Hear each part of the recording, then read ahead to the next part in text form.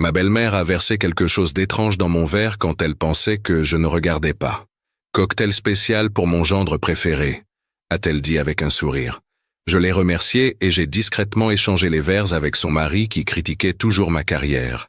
45 minutes plus tard, je m'appelle Julian Mercer, 32 ans, photographe indépendant basé à Asheville, en Caroline du Nord. J'ai bâti mon entreprise à partir de rien. Mariage, faune, reportage pour des magazines. Le genre de travail qui paie les factures, si vous êtes doué. Et je le suis. Mais pour mes beaux-parents, surtout Diane, ce que je fais n'a jamais été suffisant. Comment va ton petit passe-temps de photographie? Demandait Gérald lors des dîners de famille, ne cherchant même pas à cacher son dédain. Il était banquier d'investissement, le genre d'homme qui mesurait le succès en mètres carrés et en options d'achat d'actions. Chaque dîner du dimanche chez eux était identique. Diane s'occupait de sa fille, pendant que Gérald m'interrogeait sur mes finances. Ma femme, Hayley, me serrait la main sous la table, une excuse silencieuse pour ses parents. J'avais passé la semaine en mission photographique dans le Montana, pataugeant dans la neige jusqu'aux genoux pour photographier des bisons pour National Geographic. J'étais épuisé, mais Hayley insistait sur le fait que nous ne pouvions pas manquer le dîner d'anniversaire de sa mère. Juste quelques heures, a-t-elle promis. J'aurais dû écouter ce nœud dans mon estomac quand Diane m'a coincé dans la cuisine. La façon dont ses yeux parcourèrent la pièce avant de me tendre ce verre, le léger tremblement de ses doigts quand elle a dit « Je l'ai préparé spécialement pour toi ». Quelque chose n'allait pas. Je ne savais simplement pas à quel point la situation allait empirer. Hayley et moi nous sommes rencontrés il y a 6 ans, lors d'une exposition d'art où mon travail était présenté. Elle terminait son master en sciences environnementales, et je commençais tout juste à me faire un nom. Nous avons connecté instantanément. Elle comprenait mon besoin de capturer le monde à travers un objectif, et j'admirais sa passion pour le protéger. Ses parents, c'était une autre histoire. Dès notre première rencontre, Gérald a clairement indiqué qu'il attendait quelqu'un de différent pour sa fille. Quelqu'un avec un emploi de bureau, un plan de retraite, une voiture de fonction, quelqu'un exactement comme lui. Diane était plus subtile. Elle complimentait mes photos tout en me demandant quand je comptais m'installer dans quelque chose de stable. Elle m'invitait aux réunions familiales, puis me présentait comme le photographe plutôt que comme son gendre. Pendant des années, j'ai essayé de gagner leur approbation. J'apportais des vins coûteux au dîner, je leur montrais des travaux publiés, je mentionnais des clients de haut niveau. Rien ne changeait leur perception que je ne faisais que passer dans la vie de leur fille. Une phase qu'elle dépasserait. Le Noël dernier, j'ai surpris Diane au téléphone. Hayley aurait pu épouser Thomas. Tu sais, chirurgien orthopédique, fortune familiale. Mais elle a choisi le créatif. La façon dont elle avait marqué une pause avant créatif le faisait sonner comme une maladie. Gérald était plus direct.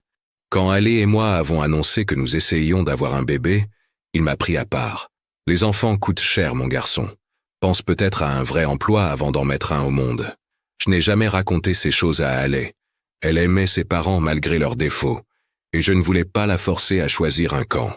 Alors je souriais, je serrais fermement la main de Gérald à chaque visite. Je complimentais la cuisine de Diane, et je gardais mes pensées pour moi. Mais il y avait des signes que j'aurais dû prendre plus au sérieux. La façon dont Diane demandait à Hayley d'aider dans la cuisine, chaque fois que je parlais d'un projet réussi. Comment elle m'excluait accidentellement des photos de famille. La fois où Gérald a suggéré une thérapie pour les décisions impulsives de Hayley, tout en me regardant directement. J'ai ignoré tout cela, pensant que le temps finirait par apporter l'acceptation. J'avais tort. Le vendredi du dîner d'anniversaire de Diane, je suis revenu du Montana avec le vent cru, les joues brûlées et une carte mémoire pleine d'images qui paieraient notre hypothèque pendant des mois. J'étais épuisé jusqu'à la moelle, mais je me suis douché, j'ai mis une chemise boutonnée et je nous ai conduits jusqu'à leur maison de style colonial, dans le quartier cher de la ville. Le dîner a commencé normalement. Gérald se vantait d'une affaire récente. Diane s'inquiétait de la disposition de la table. Le frère de Hayley, Owen, et sa femme Vanessa faisait la conversation poliment. Je sirotais une bière et comptais les minutes jusqu'à ce que nous puissions partir. Après le plat principal, Diane a annoncé qu'elle avait préparé sa fameuse sangria pour le dessert. Elle a disparu dans la cuisine et j'ai proposé d'aider à porter les verres. C'est alors que je l'ai vue, Elle avait 2 verres séparés des autres. Quand je suis entré, elle a rapidement ajouté quelque chose d'une petite fiole dans l'un d'eux. Ce n'était pas une garniture ou un arôme. C'était incolore, inodore, et elle a rangé la fiole dès qu'elle a entendu mes pas. « Oh, Julian, je m'en occupe », a-t-elle dit trop joyeusement. « Celui-ci est pour toi, recette spéciale pour mon gendre préféré. » Ma gorge s'est serrée. Le verre avait un film à peine perceptible flottant à la surface. Captant la lumière, « Laisse-moi t'aider à porter ceux-ci », ai-je dit en prenant les 2 verres qu'elle avait préparés. Dans la salle à manger, Gérald vérifiait son téléphone, levant à peine les yeux quand je me suis approché. « Sangria, monsieur ?» J'ai placé le verre altéré devant lui au lieu de le prendre moi-même. Je l'ai regardé boire, inventant une excuse comme quoi je préférais de l'eau avec mon dessert. 45 minutes plus tard, Gérald était pâle, en sueur, et se précipitait aux toilettes. Les bruits violents de sa maladie résonnaient dans toute la maison. Le visage de Diane s'est vidé de sa couleur quand elle a réalisé ce qui s'était passé. Ses yeux ont rencontré les miens à travers la table, et à ce moment-là, j'ai su 2 choses avec une certitude absolue. Ma belle-mère avait tenté de m'empoisonner, et elle savait que je le savais. Je n'ai pas réagi, je ne l'ai pas confrontée. J'ai simplement mangé mon gâteau au chocolat pendant que Hayley se précipitait pour vérifier l'état de son père. Dans le chaos qui a suivi, Gérald insistant sur le fait qu'il devait s'agir d'une intoxication alimentaire, Diane balbutiant à propos de fruits de mer avariés, j'ai discrètement empoché le verre intact qui m'était destiné. Quelque chose avait changé en moi. La colère que je ressentais n'était pas chaude ou explosive. Elle était froide, délibérée. Je n'allais pas simplement laisser passer ça, mais je n'allais pas non plus me battre à leur façon. J'allais les obliger à faire face exactement à ce qu'ils étaient. Le lundi après le dîner, j'ai apporté le verre à Jason, un ancien client qui dirigeait un laboratoire de toxicologie. « Personnel ou professionnel ?» a-t-il demandé quand je lui ai expliqué ce dont j'avais besoin. « Affaire de famille », ai-je répondu. 3 jours plus tard, il a appelé. « Julian, il y avait des benzodiazépines dans ce verre. Rien de mortel, mais assez pour assommer quelqu'un pendant des heures. Peut-être causer une perte de mémoire. D'où tiens-tu ça ?» Je l'ai remercié et ai demandé un rapport écrit. Je n'ai pas répondu à sa question. Ce soir-là, j'ai dit à Hayley que je voulais sauter le dîner du dimanche pendant un moment. J'ai dit que je devais me concentrer sur une exposition à venir. Elle a été déçue, mais a compris. Je ne lui ai pas parlé des résultats du test, pas encore. J'avais d'abord besoin de plus d'informations. Au cours des 2 semaines suivantes, j'ai fait quelques recherches. Diane avait des ordonnances de Xanax de 3 médecins différents. Elle doublait et triplait ses doses depuis des années. Il y avait aussi des rumeurs à son sujet en ville. Un comportement étrange lors d'une fête chez un voisin, des accusations de vol de bijoux à son club de campagne, des histoires que sa famille avait travaillé dur pour enterrer. J'ai tout compilé et j'ai attendu mon moment. Il est venu quand Hayley a mentionné que sa mère avait besoin de photos pour un profil de médias sociaux. Elle a spécifiquement demandé si tu pouvais les prendre, a dit Hayley, surprise par la demande. J'ai accepté. Le samedi suivant, je suis arrivé chez eux seul, avec mon sac d'appareils photo dans une main et une enveloppe scellée dans l'autre. Diane attendait, habillée chèrement, maquillage parfait. Gérald était au bureau, a-t-elle expliqué. Avant de commencer, ai-je dit calmement, j'ai pensé que tu voudrais peut-être voir ceci. Je lui ai tendu l'enveloppe contenant le rapport toxicologique, ainsi que des impressions de ses multiples ordonnances. Ses mains tremblaient en lisant. C'est absurde, et... a-t-elle murmuré. Je ne ferai jamais ça. Nous savons tous les deux ce qui s'est passé, l'ai-je coupé. Ce que je ne sais pas, c'est pourquoi. Son visage s'est durci. Tu n'es pas assez bien pour ma fille. Tu ne le seras jamais. Un homme doit assurer la sécurité, pas des photos. Et droguer le mari de ta fille assure la sécurité? J'ai gardé ma voix égale. Ça n'allait pas te faire mal, a-t-elle répliqué brusquement. Juste te rendre malade. Te faire manquer cette ridicule ouverture de galerie dont tu parles depuis des mois. Montrer à Hayley que tu n'es pas fiable. J'ai laissé cela faire son chemin. Voici ce qui va se passer maintenant, ai-je finalement dit.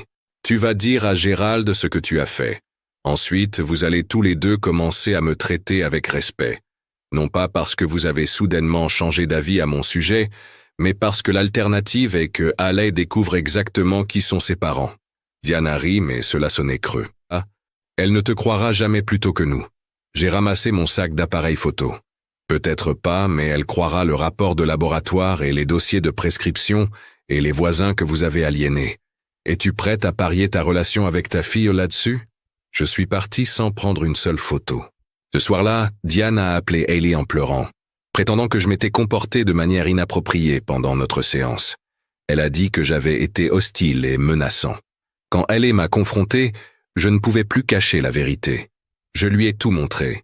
Le rapport de laboratoire, les ordonnances, même les messages textes de sa mère qui étaient devenus de plus en plus hostiles au fil des ans. Ma mère ne ferait pas ça, répétait-elle, mais sa voix manquait de conviction. Le lendemain, elle a confronté ses parents. Je n'étais pas là, mais quand elle est rentrée, ses yeux étaient rouges d'avoir pleuré. Mon père dit que c'est un malentendu, a-t-elle dit tranquillement, que tu essaies de créer un fossé entre nous parce que tu es insécure à propos de ta carrière. J'ai simplement acquiescé. Je m'y attendais. Qu'en penses-tu? Ai-je demandé. Elle n'a pas répondu, s'est simplement glissée dans le lit et s'est détournée de moi. J'avais riposté, mais d'une certaine façon, j'étais tombé plus profondément dans leur piège. Maintenant, j'étais le méchant dans leur histoire, et ils avaient réussi à semer le doute chez la seule personne dont l'opinion comptait le plus pour moi. Pendant 2 semaines, Hailey m'a à peine parlé. Elle allait seule chez ses parents, revenait les yeux rouges et avec de nouveaux doutes. Je me suis plongé dans le travail, passant de longues heures dans mon studio en attendant que la tempête passe. Puis un colis est arrivé pour moi. Sans adresse de retour, juste mon nom griffonné sur le dessus avec une écriture inconnue. À l'intérieur se trouvait une clé USB et une note. Tu devrais voir ceci, V. Vanessa, la femme d'Owen. La clé contenait des fichiers vidéo, des images de surveillance de la maison de Gérald et Diane. Les horodatages montraient la nuit du dîner. Il y avait Diane dans la cuisine, ajoutant clairement quelque chose à une boisson. Il y avait moi qui entrais, prenant les verres. Il y avait Gérald buvant dans le verre altéré. Mais il y avait plus de séquences d'après notre départ. Diane criant sur Gérald, le blâmant d'avoir bu dans le mauvais verre. Gérald criant en retour. Ce n'est pas la première fois que tu fais quelque chose comme ça. J'ai regardé les séquences 3 fois, essayant de comprendre ce que je voyais. Pas seulement la confirmation des actions de Diane, mais la preuve d'un schéma, la preuve que Gérald était au courant. Le fichier suivant datait de 2 jours après le dîner. Diane et Gérald discutaient dans leur salon à mon sujet. « Il sait ce que tu as fait, disait Gérald. « Et alors ?» répondait Diane. « C'est sa parole contre la mienne. Hailey ne le choisira jamais au détriment de sa famille. Et si elle le fait, alors ce n'est pas la fille que j'ai élevée. » disait froidement Diane. « Ne t'inquiète pas, j'ai déjà commencé à lui parler des problèmes dans leur mariage, à planter des graines. Quand j'aurai terminé, elle demandera le divorce et pensera que c'était son idée. » J'ai fermé mon ordinateur portable, les mains tremblantes. Ce n'était pas seulement à propos de moi. C'était un effort systématique pour contrôler la vie de Hailey, pour l'isoler de quiconque ne correspondait pas à leur vision. Et il le faisait depuis des années. J'ai immédiatement appelé Vanessa. « Pourquoi m'as-tu envoyé ça ?»« Parce qu'ils m'ont fait la même chose quand j'ai épousé Owen, » a-t-elle dit calmement. « Ils ont essayé de nous séparer pendant 2 ans. Ils disaient que je n'étais pas assez bien, ça a presque marché. Pourquoi ne nous l'as-tu pas dit? Owen ne le sait pas, » a-t-elle admis. « Il idolâtre son père, croit tout ce qu'il dit. J'ai essayé de lui dire, mais il pense que je suis paranoïaque. Je ne pouvais tout simplement pas les regarder faire ça à quelqu'un d'autre. Le lendemain, j'ai reçu un message de Gérald. Nous devrions parler, d'homme à homme, sans épouse. Je l'ai rencontré dans son club de campagne. Il attendait dans une salle privée, buvant du bourbon. « Juliane, » a-t-il commencé, « les familles sont compliquées. Ma femme, elle peut être difficile, protectrice, mais elle a de bonnes intentions. Droguer quelqu'un, c'est avoir de bonnes intentions, ai-je demandé. Il a balayé l'air de la main avec dédain. Un malentendu. Diane prend des médicaments pour l'anxiété. Elle a probablement confondu les verres. J'ai les images de surveillance, Gérald. Son visage a instantanément changé, se durcissant en quelque chose de froid et calculateur. Que veux-tu, de l'argent? C'est de ça qu'il s'agit? J'ai toujours su que tu avais épousé Hailey pour des raisons financières. Je veux que vous nous laissiez tous les deux tranquilles. ai-je dit simplement. Arrêtez d'essayer de convaincre Haley que je ne suis pas assez bien. Arrêtez d'interférer dans notre mariage. Gérald s'est penché en avant. Tu crois que c'est la première fois que nous avons affaire à quelqu'un comme toi? Des gens qui veulent profiter de notre famille? Il a ri. Haley reviendra à la maison où est sa place. Elle le fait toujours. Demande-lui à propos de Thomas. Demande-lui à propos du fiancé avant toi. Je me suis senti froid. De quoi parles-tu? Haley était fiancé avant de te rencontrer. Un type bien, médecin. Nous n'aimions pas ses origines. Ça nous a pris 6 mois pour la convaincre qu'il n'était pas fait pour elle. Elle a rompu, est revenue à la maison en pleurant vers papa. Il a souri. L'histoire se répète, mon garçon. Sur le chemin du retour, j'ai appelé la colocataire d'université de LA. J'ai demandé à Bethany à propos de Thomas. Oh mon Dieu, a-t-elle dit. C'était terrible. Il était parfait pour elle. Mais ses parents, ils l'ont convaincu qu'il la trompait. Ils ont fabriqué des preuves. Il a essayé de lui dire la vérité, mais à ce moment-là, elle ne lui faisait plus confiance.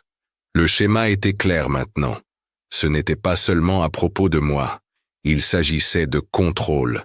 Un contrôle total sur la vie de leur fille. Et il l'avait déjà fait auparavant. Je n'ai pas immédiatement confronté Haley. Au lieu de cela, j'ai commencé à rassembler toutes les preuves que je pouvais trouver. J'ai contacté Thomas qui était initialement réticent à me parler. Quand je lui ai expliqué la situation, il m'a envoyé d'anciens courriels entre lui et Haley montrant comment ses parents avaient systématiquement miné leur relation. J'ai contacté d'autres ex-petits amis, d'anciens amis de Haley qui s'étaient mystérieusement éloignés. Un schéma a émergé. Quiconque encourageait l'indépendance de Haley était progressivement écarté de sa vie. Vanessa a fourni plus d'images de surveillance montrant Diane et Gérald discutant de leurs plans pour nous. Après leur divorce, nous la convaincrons de revenir à la maison, disait Gérald dans un clip. Elle peut diriger la fondation, rencontrer des hommes convenables. J'ai tout compilé sur une seule clé. Puis j'ai invité Owen et Vanessa à dîner, sans dire à Haley que j'étais sur le point de détruire l'image de sa famille. Après le dessert, j'ai connecté mon ordinateur portable à notre télévision. Il y a quelque chose que vous devez tous les deux voir, ai-je dit. Pendant l'heure qui a suivi, nous avons regardé ensemble les séquences. Haley est restée immobile, son visage pâle. Owen secouait continuellement la tête, murmurant « Ce ne sont pas mes parents » sous son souffle. Quand c'était fini, Ellie s'est tournée vers moi avec des larmes coulant sur son visage. « Pourquoi ne me l'as-tu pas dit plus tôt ?»« Parce que j'avais besoin que tu le voies par toi-même, » ai-je dit. « Tout. Pas seulement ce qu'ils m'ont fait, mais ce qu'ils t'ont fait toute ta vie. » Owen s'est levé, furieux. « C'est des conneries. Tu as édité ces vidéos. Mes parents ne feraient pas ça. » Vanessa a touché son bras. « Ils nous l'ont fait aussi, Owen. Pourquoi penses-tu qu'ils ont soudainement commencé à m'apprécier après que nous avons eu James? Parce qu'un petit enfant signifiait qu'ils avaient un levier. » La couleur a quitté le visage d'Owen. « Tu ne me l'as jamais dit. »« J'ai essayé, » a-t-elle murmuré. « Tu n'aurais pas écouté. » Plus tard cette nuit-là, Haley s'est glissée dans le lit à côté de moi. « J'ai besoin de temps pour digérer tout ça. » a-t-elle dit doucement. « Mais je te crois, et je suis désolé d'avoir douté de toi. » Le lendemain matin, Diane a appelé. Haley a mis le haut-parleur. « Chérie, je pensais que tu devrais venir rester avec nous un moment, » a dit joyeusement Diane. « Ton père et moi sommes inquiets pour toi. Le mariage est difficile, et parfois la séparation peut apporter de la clarté. » « Maman, » a interrompu Haley. « J'ai vu les vidéos. » Silence. Puis, « Quelles vidéos ? » Les images de surveillance de toi en train de droguer le verre de Julian, de toi et papa en train de planifier la rupture de mon mariage. Nouvelle pause. Haley, quoi qu'il t'ait montré a été manipulé. Tu sais que Julian a toujours été jaloux de notre famille. Arrête. La voix de Haley était ferme. Nous venons chez vous ce soir, nous tous, Owen, Vanessa, Julian et moi. Nous allons parler de cela en famille. Plus de mensonges. Après avoir raccroché, Haley s'est tournée vers moi. Ils vont tout nier. Ils vont essayer de retourner ça contre toi. J'ai acquiescé. Je sais. Alors, quel est notre plan? Pour la première fois en plusieurs semaines, j'ai souri. Je pense qu'il est temps que tes parents rencontrent le vrai moi. Celui qui ne prend pas seulement des photos, mais qui sait raconter une histoire. Ce soir-là, nous sommes arrivés chez Gérald et Diane avec mon équipement photographique. Owen et Vanessa étaient déjà là, assis rigidement dans le salon. Gérald semblait confiant. Je comprends qu'il y a eu un malentendu. Aucun malentendu, ai-je interrompu, installant mon trépied. Je documente cette conversation pour les archives familiales. Diane a immédiatement protesté. C'est une affaire de famille privée. Exactement. Ai-je convenu? Affaire de famille. Et je suis de la famille. Même si vous avez essayé très fort de changer cela. Pendant les 2 heures suivantes, nous avons tout exposé. La boisson, la manipulation, Thomas, les autres ex-petits amis. Le schéma qui avait façonné toute la vie de Haley et Owen. Gérald et Diane ont tout nié, bien sûr. Ils m'ont traité d'instable, de manipulateur. Mais à chaque démenti, je passais un autre clip, montrais un autre courriel. Leur visage devenait plus pâle, leur démenti plus faible. Finalement, Ellie s'est levée. Je vous aime tous les deux, vous êtes mes parents. Mais ce que vous avez fait est impardonnable. Vous ne contrôlerez plus ma vie. Owen a acquiescé. Nous sommes adultes. Nous choisissons nos propres partenaires, nos propres chemins. Diane a commencé à pleurer, non par remords, mais en réalisant qu'elle perdait le contrôle. Gérald semblait juste stupéfait, comme s'il ne pouvait pas comprendre que ses enfants le défiaient. Alors que nous nous préparions à partir, j'ai remis à Gérald une clé USB. Ceci contient tout, les séquences, les courriels, les témoignages. C'est à vous de le garder. Qu'est-ce que ça veut dire? A-t-il demandé avec méfiance. Cela signifie que je ne vais pas ruiner votre réputation en partageant ceci avec qui que ce soit d'autre. Cela blesserait Haley, et je ne ferai jamais ça. J'ai fait une pause. Mais si jamais vous essayez d'interférer dans notre mariage à nouveau, si jamais vous essayez de manipuler Haley ou de parler contre moi, des copies iront à chaque membre de votre club de campagne, vos partenaires commerciaux et votre précieux cercle social. Pour la première fois depuis que je l'avais rencontré, Gérald m'a regardé avec quelque chose qui ressemblait à du respect. Je t'ai sous-estimé. Oui, ai-je dit simplement. Vous l'avez fait. 6 mois ont passé. Haley et Owen ont commencé une thérapie pour faire face aux dommages que leurs parents avaient causés. Diane et Gérald gardaient à leur distance, envoyant des textos occasionnels mais respectant les limites que nous avions établies. Puis, pendant les fêtes, ils nous ont tous invités à dîner. Un nouveau départ, disait l'invitation. Haley voulait y aller. Ce sont toujours mes parents, a-t-elle dit, et ils essaient. J'étais d'accord, mais je n'étais pas assez naïf pour croire qu'ils avaient changé. Quand nous sommes arrivés, tout semblait normal. Diane avait préparé un festin. Gérald était charmant, s'enquérant de mes derniers projets avec ce qui semblait être un intérêt sincère. Après le dîner, Gérald m'a invité dans son bureau. « J'ai une proposition pour toi », a-t-il dit en me servant un whisky. « J'ai réfléchi à ta carrière, la photographie est... Eh bien, elle t'a été favorable. Mais as-tu envisagé de diversifier? Je pourrais t'intégrer à mon entreprise. Parcours de partenaire junior. Le salaire serait substantiel. » J'ai pris le verre, mais n'ai pas bu. « Pourquoi feriez-vous cela? Tu es de la famille, » a-t-il dit doucement. « Et je respecte la façon dont tu as géré le désagrément. Tu as protégé ma fille tout en tenant bon. C'est ce qu'un vrai homme fait. » J'ai posé le verre sur la table, intact. J'apprécie l'offre, mais non. Son sourire s'est crispé. « Juliane, sois raisonnable. C'est un rameau d'olivier, une façon d'aller de l'avant. »« Non, ai-je répété. C'est une autre tentative de contrôle. Vous ne pouvez pas m'acheter, Gérald. Et vous ne supportez pas le fait que Haley m'aime exactement comme je suis. Ne sois pas idiot, a-t-il sifflé, abandonnant la façade. Tout le monde a un prix. Je me suis levé. C'est là que vous vous trompez, et c'est pourquoi vous ne comprendrez jamais votre fille. Je suis retourné dans la salle à manger où Diane montrait des albums photos à Haley. « Regarde ceci, disait-elle. Tu étais si heureuse quand tu vivais à la maison. » Haley m'a repéré de l'autre côté de la pièce. Elle pouvait voir à mon expression que quelque chose s'était passé. J'ai fait un léger signe de tête, et elle s'est levée. « Maman, papa » a-t-elle annoncé clairement. « J'ai quelque chose à vous dire. » Tout le monde s'est tourné pour la regarder. « Nous allons avoir un bébé, Juliane et moi. Je suis enceinte de 3 mois. » Le choc sur leur visage était authentique. Diane s'est remise la première, se précipitant pour embrasser sa fille, les larmes aux yeux.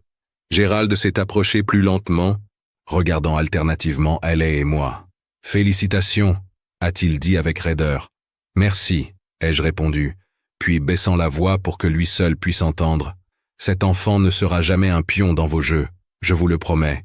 Son visage s'est durci, mais il a hoché la tête une fois, comprenant le message. Alors que nous rentrions en voiture ce soir-là, Haley a serré ma main. Ils ne changeront jamais, n'est-ce pas? Non, ai-je dit honnêtement, mais ils devront l'accepter. Nous avons 3 semaines plus tard, une lettre certifiée est arrivée de l'avocat de Gérald. À l'intérieur se trouvait un acte de propriété pour une maison, notre maison, que nous louions, et des documents juridiques établissant un fonds fiduciaire pour notre enfant à naître. Il n'y avait pas de notes, pas de conditions, pas de contraintes, juste le transfert d'actifs, propre et irrévocable. Ce n'étaient pas des excuses. Gérald n'en était pas capable. Mais c'était une reconnaissance, peut-être la seule qu'il pouvait donner, que nous avions gagnée. Notre fille est née en été. Nous l'avons appelée Elisa, d'après ma grand-mère. Quand Diane et Gérald sont venus à l'hôpital, ils ont apporté des cadeaux mais ont maintenu une distance respectueuse. Ils ont admiré le bébé, pris des photos et sont partis sans essayer de nous donner des conseils parentaux ou des leçons financières. Des mois ont passé. Notre relation avec eux s'est stabilisée en quelque chose qui ressemblait à la normalité. Ils ne se sont jamais excusés pour ce qu'ils avaient fait, mais ils ont cessé d'essayer de contrôler la vie de Haley ou de saper ma carrière. Un soir, alors que j'éditais des photos dans mon studio, Haley est entrée en portant Elisa. Ma mère a appelé. Elle dit qu'elle veut que nous venions pour Noël. J'ai levé les yeux de mon ordinateur. Que veux-tu faire? Je pense que nous devrions y aller, a-t-elle répondu. Mais avec des conditions. Nous restons à l'hôtel, pas dans leur maison. Nous partons quand nous voulons partir. Pas de temps non supervisé avec Elisa. J'ai acquiescé. Ça me semble raisonnable. Elle s'est assise à côté de moi, berçant doucement le bébé. Tu sais, je pensais autrefois que le succès signifiait rendre mes parents heureux, obtenir leur approbation, répondre à leurs attentes. Et maintenant, elle a regardé notre fille, puis moi. Maintenant, je sais qu'il s'agit de faire des choix dont je peux être fier, de soutenir les personnes que j'aime. 2 semaines avant Noël, une grande enveloppe est arrivée de Gérald. À l'intérieur se trouvait une brochure brillante pour le rapport annuel de son entreprise. Mes photographies y figuraient en bonne place. Paysages, portraits, photos architecturales. Il y avait une brève note. J'ai engagé le meilleur photographe que je connaisse. J'ai pensé que tu voudrais un exemplaire. Ce n'était pas un pardon ou une réconciliation. C'était autre chose. Du respect. Peut-être. La reconnaissance que j'avais réussi selon mes propres termes, pas les siens. Je n'ai pas appelé pour le remercier. Nous comprenions tous les deux que ce n'était pas une question de gratitude. Il s'agissait de reconnaître les nouvelles limites, la nouvelle réalité. Ce printemps-là, j'ai ouvert ma propre galerie dans le centre-ville d'Asheville. Lors de l'inauguration, Ellie était à mes côtés. Elisa sur sa hanche. Mes parents ont fait le voyage depuis l'Oregon. Des amis et des clients ont rempli l'espace, admirant les images que j'avais capturées au fil des ans. Gérald et Diane sont également venus, vers la fin de la soirée. Ils ne sont pas restés longtemps. Diane a brièvement tenu Elisa sous le regard vigilant de Haley. Gérald m'a serré la main, a hoché la tête devant les photographies avec une approbation sincère et est parti sans faire aucune suggestion sur la façon dont je devrais gérer mon entreprise. Alors que nous fermions ce soir-là, Haley a demandé « Penses-tu qu'ils ont changé ?» J'ai soigneusement considéré la question. « Non, ai-je finalement dit. Mais ils ont accepté qu'ils ne peuvent pas nous changer, et parfois c'est suffisant. » Plus tard, alors que nous étions assis sur notre porche à regarder les étoiles apparaître au-dessus des montagnes, Elisa endormie dans son berceau à l'étage, j'ai réalisé quelque chose que je n'avais jamais complètement articulé auparavant. Je n'avais pas gagné en jouant au jeu de Gérald et Diane. J'avais gagné en refusant d'y jouer du tout. J'avais tenu bon, protégé ce qui comptait, et construit ma vie selon ma propre définition du succès, non pas avec des stratagèmes ou de la manipulation, mais avec honnêteté et persévérance silencieuse. Au final, c'était la vengeance la plus satisfaisante de toutes. Vivre bien selon mes propres termes, avec la famille que j'aimais à mes côtés,